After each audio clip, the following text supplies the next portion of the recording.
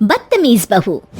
सभ्यता से भरपूर शास्त्री परिवार की इकलौती बेटी मोहिनी को बचपन में ही पढ़ाई के लिए विदेश भेज देते हैं, जहां से वो सालों बाद ग्रेजुएशन पूरी करके इंडिया वापस आती है, जो अब संस्कार, सभ्यता, संस्कृति जैसी चीजों से कोसों दूर होती है। एक सुबह मोहिनी शॉर्ट ड्रेस पहने, कानों में हेडफोन लगाए जोर जोर से इंग्लिश गाने गाती हुई घर में घूम रही होती है। सुबह सुबह भगवान का नाम लेते हैं, राक्षसों की तरह चिल्लाते नहीं। पॉप्स, आपको अच्छे गाने की बिल्कुल समझ नहीं है, सो ठीक है, चिल पिल। अरे मोहिनी, पापा से ऐसे बात करते हैं क्या? सारी तमीज भूल गई हो। ओह मॉम प्लीज, इतनी बड़ी भी कोई बात नहीं हुई, सो डोंट ओवररिएक्ट। ऐसे ही दिन बीतते हैं जिसमें मोहिनी के तौर तरीके, रहने और बात करने का ढंग उसकी मम्मी पापा को परेशान करने लगता है। भला कोई मानेगा कि ये मेरी बेटी है? रीति रिवाज और संस्कारों से तो इसका दूर दूर तक कोई नाता नहीं, और अब तो लगता भी नहीं कि कभी होगा।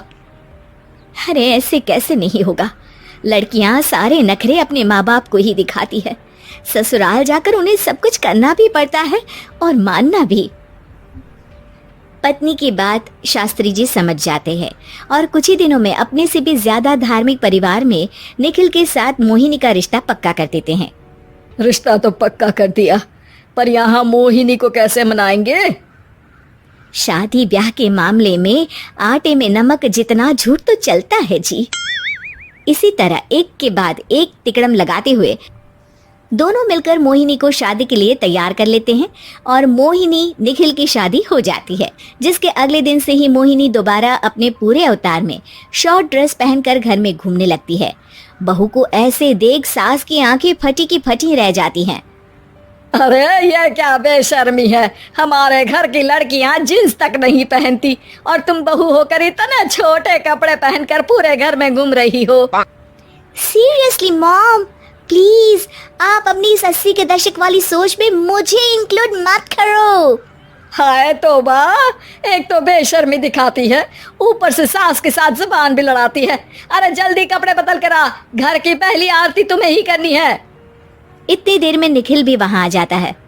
माँ पापा आने वाले हैं, पूजा का सारा सामान तैयार है ना? ये पूजा हमेशा मेरे बॉयफ्रेंड्स के पीछे पड़ी रहती थी और अब हस्बैंड के पीछे भी आ गई।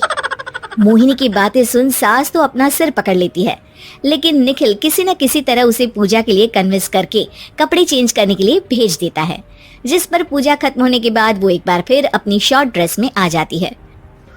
बहू, ये क्या तरीका है? संस्कार नाम की कोई चीज है या नहीं? नहीं ससुर जी, संस्कार मेरा दूसरा बॉयफ्रेंड था, अब तो मेरा उससे कोई कांटेक्ट नहीं है। मोहिनी का जवाब सुन के ससुर तो भगवान नाम जपते वहां से चले जाते हैं, लेकिन सास बहू के बीच कहासुनी फिर शुरू हो जाती है, जिसे इग्नोर करते हुए मोहिनी घर से बाहर चली जाती है और देर रात घर वापस आती है। मोहिनी, मैं जानता हूँ कि तुम विदेश में रही हो और तुम्हें वहीं की आदत है, पर यहाँ चीजें कुछ अलग है। अगर तुम उस हिसाब से कुछ एडजस्ट कर लो तो सबके लिए सही हो जाएगा। I am not in a lecture mood. Good night. अगली सुबह मोहिनी देर से उठकर एक बार फिर उसी तरह सबके सामने आती है, जिस पर उसकी सास कुछ बोले उससे पहले ही मोहिनी की दोस्त मोनिका और रेचल वहां आ जाती हैं। Oh hi darling, how are you? OMG, we missed you so much. I missed you too darling. Ram Ram, इन्होंने तो तुमसे भी छोटे कपड़े पहने हैं।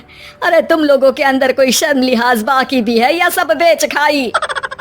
मोहिनी, तुम्हारी मेड कुछ ज्यादा नहीं बोलती? इस पर मोहिनी की दोस्त उसकी सास का मजाक बनाने लगती है, जिसे सुन निखिल उन्हें जवाब देते हुए कड़वे शब्द सुना देता है और वो सुन के वो दोनों तो मुंह बनाए वहां से चली जाती है, लेकिन गुस्से से लाल मोहिनी वहीं खड़ी निखिल को घूरती रहती है। घूर क्या रही हो? तुमसे शादी की ये सोचकर कि विदेश में पढ़ी लिखी हो, घर में कोई पॉजिटिव चेंज लाओगी, अपनी करियर के लिए एम्बिशियस होगी, पर अपने इस बिहेवियर से उस पढ़ाई के साथ साथ अपने मम्मी पापा के नाम को भी डुबो रही हो। अगर तुम्हें ऐसे ही हाल रखना है तो यहाँ रहने की कोई जरूरत नहीं है। निखिल की बातें सुनकर मोहिनी रोते हुए घर छोड़कर अपनी मम्मी पापा के पास वापस आ जाती है। ससुराल में सब कुछ ठीक तो है? वो अपने आप को समझते क्या है? मोहिनी पर चिल्ला रहे हैं? मैं क्यों उसके इशारों पर चलूं? मैं अपनी लाइफ अपने तरीके से जीना चाहती हूँ, और वो ना आप लोगों को मंजूर था और ना ही उन्हें है। तुम यहाँ नहीं रह सकती। अपने पापा की बात सुन के मोहिनी हैरान रह जाती है। हाँ, तुमने बिल्कुल सही सुना। अगर तुम्हें अपने इस घमंड, बेशर्मी और बदतमीजी में ही जीना है तो तुम यहाँ भी नहीं रह सकती।